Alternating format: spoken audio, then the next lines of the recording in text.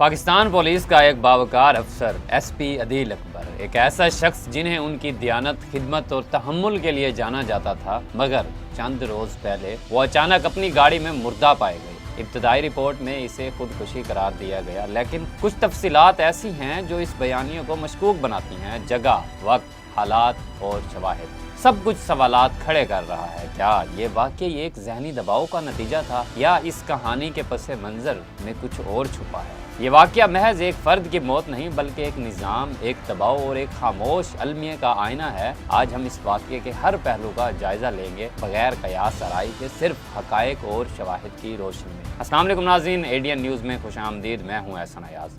नाज़रीन, SP Adeel Akbar police service of Pakistan के एक काबिल अफसर थे। वो इस वक्त इस्लामाबाद के इंडस्ट्रियल एरिया जोन में बतौर सुपरिटेंडेंट तैनात थे। उनकी सर्विस का रिकॉर्ड शफाफ, कारकर्दगी मिसाली और साथी अफसर उनके मुताबिक वो एक दियानतदार और मेहनती इंसान थे। मगर 23 अक्टूबर 2025 को उन्हें उनकी गाड़ी के अंदर सरकारी पिस्तौल के साथ गोली लगी हुई हालत में पाया गया। इन्हें फौरी तौर पर पिम्स हस्पताल मुंतकिल किया गया, मगर वो जाँ बर ना हो सके।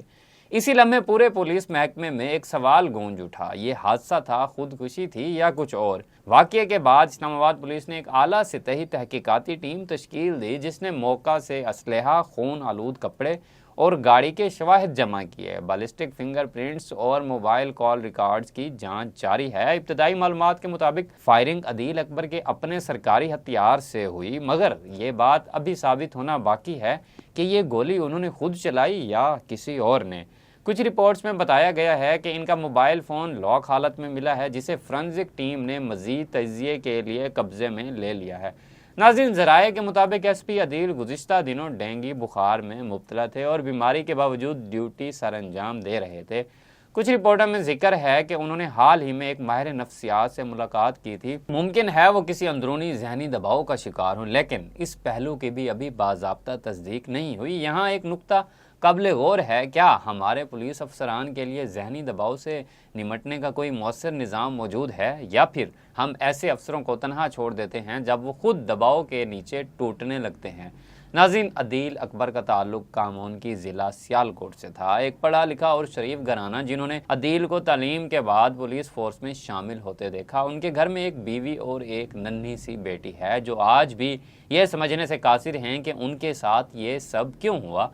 अहले खाना का कहना है कि अदील अकबर अपनी पेशा वराना ज़िंदगी से मुतमईन थे और वह मुस्तकबिल में एक तरबियती स्कॉलरशिप के लिए भी मुंतखब हुए थे। फिर आखिर ऐसा क्या हुआ कि एक खुशहाल ज़िंदगी चंद लम्हों में ख़त्म हो गई?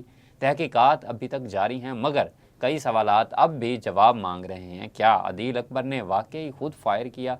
क्या गाड़ी के अंदर कोई दूसरा शख्स मौजूद था? इनकी आखिरी कॉल किससे हुई? और अगर ये खुदकुशी थी तो आखिर वो किस दबाव, किस तकलीफ के बायस इस हद तक पहुँचे? ये तमाम सवालात इस केस को एक संगीन और संजीदा रुख देते हैं, और यही वजह है कि पुलिस अफसरान के जहनी दबाव और सिस्टम की खामियों पर खुलकर बात करना अब नागुज़ेर है।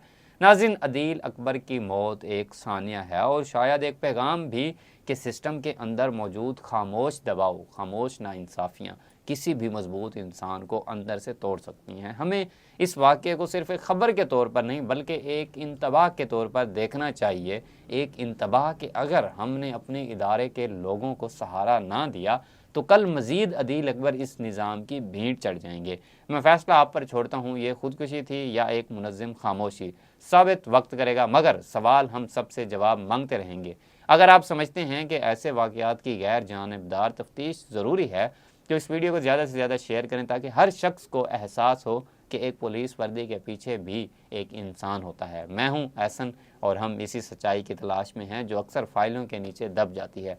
मिलते हैं अगले व्लॉग में, तब तक के लिए मुझे इजाज़त दीजिए। अल्लाह निगहबान।